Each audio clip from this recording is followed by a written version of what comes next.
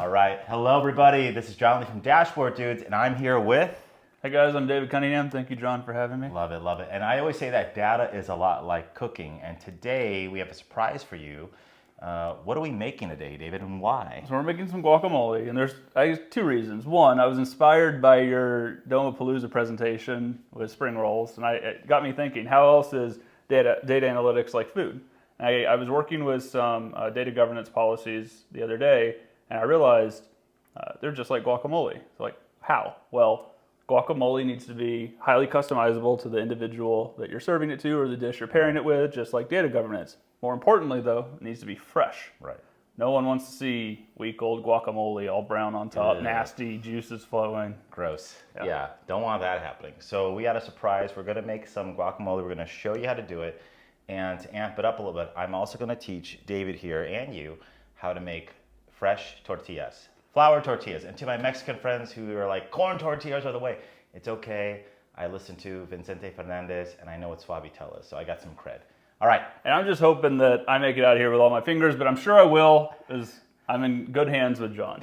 Well, good hands until you lose a finger. That's what's gonna happen. Cool, let's get to work. For the tortillas, what you're gonna need are about 2 cups of all-purpose flour, a teaspoon of baking powder, a teaspoon of salt, and 4 tablespoons of room temperature butter.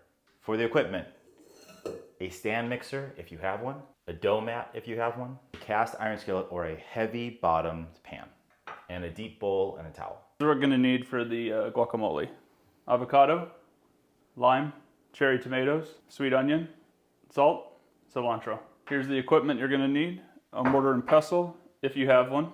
If not, a bowl and a potato masher. And also a cheese grater if you have one for a cilantro trick. All right, let's make some homemade tortillas. David, I'd like you to please get me 2 cups of all-purpose flour, a teaspoon of baking powder, 1 teaspoon of that salt. So now we need 4 tablespoons of room temperature butter. First, what we're gonna do is we're going to mix the dry ingredients together. You're gonna slowly add in some warm water. Cool, so you could do this all by hand, no problem in a big bowl and get your fingers nice and dirty, but my thing is like invest in tools that save you time and make your life easier. Yeah, I think there's lots of ways you can do things manually with the data. You can have your Excel spreadsheets, you can update them, you can send them, but having a processor just pulling data, automatically from your source, and then an ETL that kicks off automatically, and then a card that updates automatically, that's so much easier. Right. And if you have a tool like a stand mixer or an ETL, it allows me to do other things while that's running. I don't want to sit and watch an ETL for 30 minutes. Yeah. That's something I always tell people, actually. My job is to make your life easier so you can spend more time doing things that have a real impact. Right. David, I'd like you to add in some butter for me, please. All 4 tablespoons of butter. And what I did with this butter, I made this literally 10 minutes before David came. It's heavy whipping cream in a stand mixer. You let it go pretty easy. I have a video on that too. So now we can see that it's kind of forming a ball, which is what we want. It's how does this relate to data stuff? I think it's kind of like running a preview. You check it, you make sure it works. The data is what you think it's going to be. You check your row counts before you move on. Right. Beautiful. This looks done. So now all we're going to do, we're going to turn this off. Look how beautiful that is looking. Beautiful, beautiful. It's still a smidge moist, so I can feel it like we're checking things. All I'm gonna do, I'm gonna add a little bit more flour, turn it into a ball, cover it, let it sit for 10 minutes. Cool, so I'm just gonna cover this up. We'll let this sit for 10 minutes. Okie dokie. All right, for the tortillas, we have our dough that's been resting for only about 10 minutes, well, maybe longer than that. I'm gonna show you the technique of how I knead dough. First, we're gonna dust my mat. Cool, and we're feeling it. We're feeling like, oh, it's a little damp. Okay, I'll add a little bit more. And here's how it's gonna work. You're gonna flip it, turn it, push, push, push, flip it again, and we just keep moving that method. Okay. Good.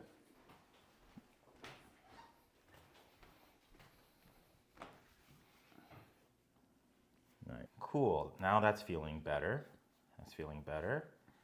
Right? Cool. Okay, cool. We're ready to roll. So now what I'd like you to do for me, I'd like you to cut this into eighths. Cool, pretty easy. We're done with this now. So now you're gonna take your 4, I'm taking my 4. We're gonna take some more flour and we gotta roll these into balls again. And what I'm gonna do too is I like really, really, really thin tortillas actually. So I think I'm actually gonna cut mine also in half even. So again, look, we took some raw ingredients of flour, some butter, some salt and other stuff. And now we're making it into a thing that we're gonna use later for another thing, right? So it's kind of like when people tell me about ETLs, like, should I have one massive one? I'm like, you know what? You can have a little creek that flows into a stream, that flows into a river, that flows into a gulf, that flows into an ocean. You don't have to put everything into one shot. You can have little ETLs. I also think that helps with like when you pass it off to someone else, it's much more manageable for them to figure out what this does. Right. We're just gonna roll these out. And you might also want to dust your rolling pin a little bit. We're gonna roll it out. I like thin, you know. And in Mexico, the tortilla is actually super small, like for the palm of your hand. All right, look. So now I got one. See, pretty thin. I can kind of see my fingers in it. That's what I'm looking for. I'm gonna put it right there. There are some of our tortillas. We're gonna fry up right now. Cool. So now we have our actual tortillas that we have. We have a hot skillet going. I'm gonna put some oil on here. And what I'm also gonna do, a little paper towel, clump it up, and I wanna just coat everything. We're gonna give it like 30 seconds each side. Okay. That's it. There we go. Some bubbles. There we go. And tortillas are one of those things like you gotta watch it. If you take your eyes off, it's gone. So just be on it. All right, we got the big bowl. I can smell it. Looks good, looks beautiful. And now we're just gonna lay it in because we want it to be nice and warm. Awesome. So mine are modern art tortillas. It looks like a nose. Yes, looks good. All right, it's time for guac talk. Let's do it. We're gonna put it together. All right, so let's get some ingredients. I'm a big fan of mise en place, right? Mise en place means have everything ready to go. So we're gonna cut some avocados, we're gonna put it into a little bowl. We're gonna cut some tomatoes, put into a little bowl. Cut some onions, put into a little bowl. We want everything ready so when we add it, we're not like, oh, I just added avocado, now I gotta go cut some stuff. It's gonna show us how he cuts an avocado. All right, so I'm cutting in the top and I pick it up and rotate along the middle. The seed, I take the knife, twist, seed off the knife.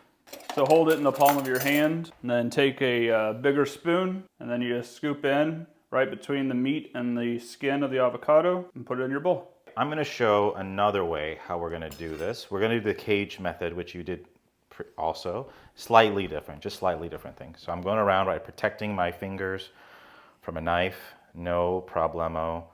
We go there, awesome. So then, same thing, twist it off. Okay, so I used to do, but I'm not a fan of doing that anymore because it's kind of dangerous. It is pretty, that's why I left mine on. I didn't hold it, but yeah, it is pretty You're dangerous. shoving a knife right into your fingers. A different way that we could do it, we could just push the back to pop out. Yeah. Pop out a little belly. If you have this knife, you would use a smaller knife, but you can make these little cuts in here because the rind is protecting my hand still, but I don't want anything like that, cutting my fingers.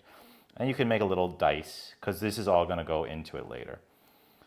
And now I can just chunk it out a little bit. How are you gonna cut these? So what I usually do is I hold them, cut them, but again, probably not the safest for the fingers. Let's be careful and let's show me. Hold it. And we're good. Cut. But I think John has a more efficient and safer way of doing this. So what we can do is I'm gonna have you do it. All right, we're gonna do it. So you're gonna do it. You're going to stack these here. Go ahead, stack them. Beautiful. It's like a pool table, right? It's just looking at like how many can you fit in there. You're gonna take another lid and you're gonna put it down. All right. Cool. You put a little pressure, you don't need to squeeze, and you're gonna take this and you're just gonna saw your way through. Beautiful. Yeah, just saw through. Love it. Look at that. Look at that. How much That was so much easier and faster too, yeah. Good. All right, we have tomatoes. Next, let's do the cilantro. I'm gonna show you a trick. All right. Obviously, we can just pick it, which is fine, Can I have the cheese grater? Here's a little fun trick that we can do. But I'm gonna put the stem in. And very carefully, we're just gonna pull back. You can't rush it. Yeah. But there we go. There we go. It's like a little bouquet. Oh, it smells so good. Bouquet of cilantro. Okay, so now we picked our cilantro, but we need to cut it still. We don't want these big leaves in our mouths. So we're gonna do that rocking back motion. Awesome. All right, let's do onions. We're gonna do a very fine dice with the onion because we don't want a big mouthful of onion. Do you know how to cut an onion? Not really. I know how to cry when cutting an onion. Maybe I need to learn how to cry. Maybe come into my emotions. First, we're gonna cut all the way through the middle. Cage, beautiful. Boom, awesome. So now what we're gonna do is I'm gonna have you cut off this end, but we're gonna keep the root intact. Okay. Cool, I'll take that, throw that away. Now, what I'm gonna ask you to do is can you please take off the outer layer? Sure. Okay, so now we're gonna dice this correctly. How we're gonna do it, you're gonna put your hand flat and you're going to just make two, actually this one's a little bit big, so maybe 1, 2, 3 Okay. horizontal lines going this way first. Oh, how far? Only up until like here, because we want the root to stay. We don't want to cut through. There you go. Yeah. Cool. Awesome. That's good. And you're gonna make vertical cuts like this. Good. Good. Squeeze everything together. Okay. You're gonna come right above it, and you want to look over the blade so you know how thick you're making it. Like you don't want to just like this piece and then this big chunk and a small chunk. And you're just gonna cut through. All right. And we're going diagonally down. Fingers, yeah, curl those in. Good, that's what I want. Curl those fingers. There you go, look at that, look at that. And then when we get to the end, like right here, what I would do is just move this other piece out. Perfect, and now we can keep going. All the way through? Yep. Look at you, look at you. Curl those fingers in though, there we go. And now we can turn this a little bit, get the sides. Looks great, looks great. Awesome. And look how much of the onion we used. That is Amazing. a lot more efficient than what I'm used to. We're gonna do this. We're gonna make some guacamole now. I'm gonna put in a fair amount of the avocado. I like a lot of tomatoes as well. Cilantro. And just slowly make a mess, apparently. So this is why it was diced smaller. Yeah. It wouldn't be a boat that's shooting itself. So that's another thing. Like that's why I kind of diced it a bit smaller. So that's why we know that the spooning method, it's okay. But if we dice it, maybe a little bit better, right? I'm gonna use the rest of this, okay? Yeah, go for it. Cool. And because I have some big chunks in here, I'm gonna cut those. I'm gonna smash those up a smidge first using the blade of the spoon. Fine onions in there. A little bit of tomato.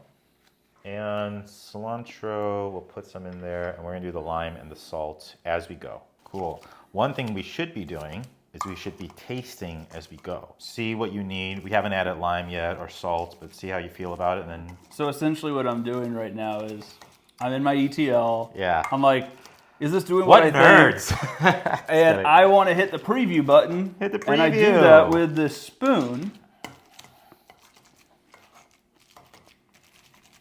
So it's good. I think it definitely will need some salt. Now let's add the salt and stuff. Getting closer. Good. We salt as we go. Salt makes everything better. Let's say we want to get some of that lime juice in. We have a couple ways. We could squeeze it, no problem. We'd use a press, which I have, but it's like, do we want more equipment? I don't know. I learned this trick in Thailand. Okay, cool. I did a cooking class. I'm gonna take our wedge, I'm gonna flip the blade up. Okay. Because when you squeeze, it just goes everywhere. But I'm gonna now make a little indent on here. And now when I squeeze, the lime juice runs off the blade. That's cool.